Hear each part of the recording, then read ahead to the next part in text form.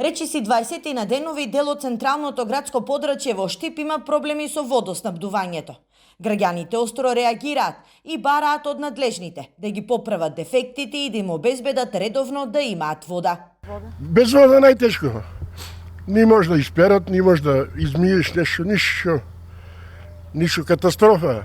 Навечер дојде и преку ден нема. И некој пати навечер е сопира. Не се знае кога ќе се сопре. Не смештиш да уклучиш.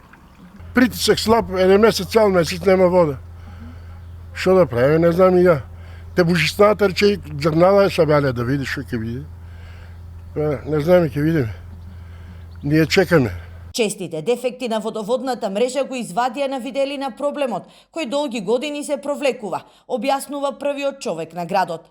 Дополнително дефектите зачестија, откако Штип се приклучи на хидросистемот Злетовица.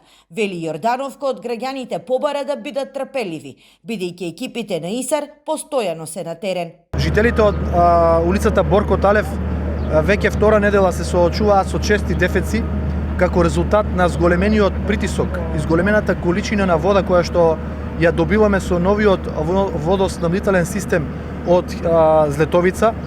Со покачувањето на притисокот, старите дотраени водоводни линии и мрежи почнуваат да пукаат и да се стварат, да се креираат дефеци.